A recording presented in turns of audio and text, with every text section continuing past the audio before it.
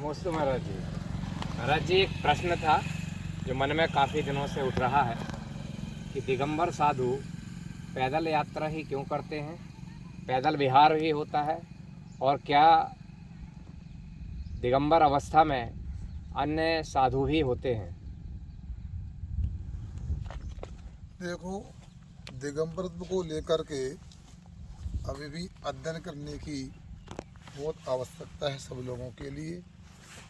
आप लोगों से कहूँ, बालक जब जन्म लेता है दिगंबर अवस्था में ही होता है। जब व्यक्ति का मरण होता है तो शमशान में कपड़े निकाल कर के ही अग्नि संस्कार किया जाता है।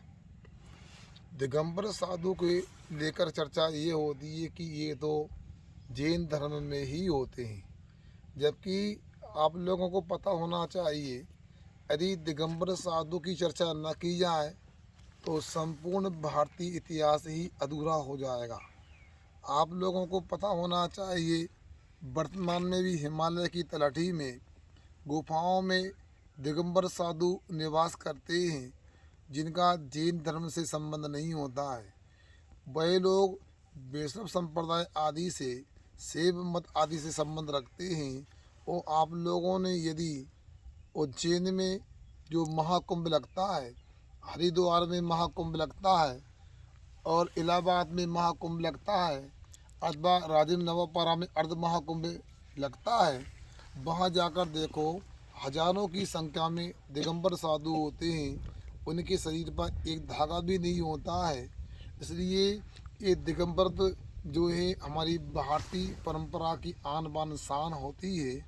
और संक्षेप में यदि कहूँ आपसे, आना नंगा जाना नंगा, फिर कपड़ों का बीच में क्या दंगा, अर्थात प्रकृति का जीवन जीने वाले ये दिगंबर जैन साधु होते हैं। और आपको पता होना चाहिए, जब यूनान से सिकंदर विश्व को जीतने के लिए भारत आया तो उसकी माँ से उसने आशीर्वाद लिया और पूछा, माँ मैं भारत जा रहा हूँ और आपके लिए क्या ला सकता हूँ।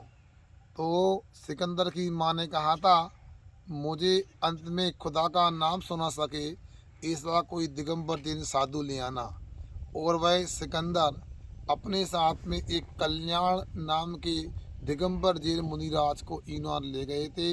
उन्होंने वहाँ पर अहिंसा धर्म का काफ़ी प्रचार किया था।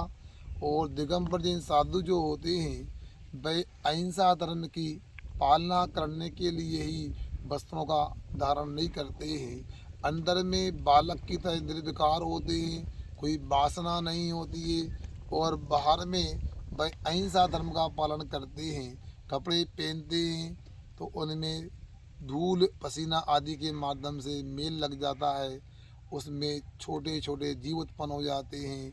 कपड़ों को धोते हैं तो वह जीव मर जाते हैं। इसलिए दिगंबर साधु एक लंगोट भी धारण नहीं करते, पूरी तरह प्रकृति में रहते हैं। प्रकृति में वृक्ष हैं, प्रकृति में पत्थर हैं, और भी जंगल में आदिवासी लोग रहते हैं। इन लोगों का जीवन भी लगभग दिगंबर जैन साधु की तरह होता है। इसलिए आप प्रकृति में देखो, एक कपड़े तो मात्र मनुष्यों के शरीर पर दिखाई देते हैं। जंगल में पशु हैं, प्रकृति में रहते हैं, पक्षी हैं, प्रकृति में रहते हैं। वैसा ही प्रकृति का नाम ही दिगंबर जैन साधु है।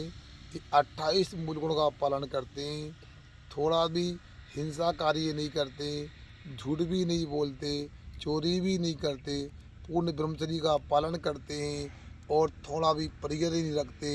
ये एक पिच्छिका होती है, इसमें मयूर पंख लगे हुए हैं। इसको लेकर के जहाँ बैठना होता उसको झाड़ करके साफ करके बैठते हैं, ताकि चींटी आदि की हिंसा ना हो जाए, उसको कष्ट ना हो जाए।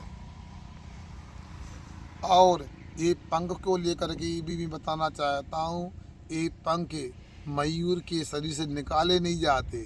जब जंगल में मयूर कार्तिक आदि मास में वह छोड़ देते हैं तो भक्त लोग इनका संग्रह करके वह साधु को इस प्रकार का, ये इसको मयूर पिछका बोलते हैं, इसको बना करके भेंट करते हैं।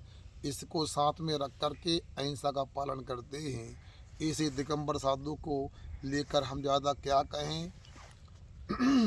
ये तो आप साथ में संगति करोगे तो उनका पूरा परिचय होगा। इतना अवश्य है कि उनके तन पर कोई वस्त्र नहीं होते, मन में कोई विकार नहीं होता, उसका नाम दिगंबर जैन साधु होता है।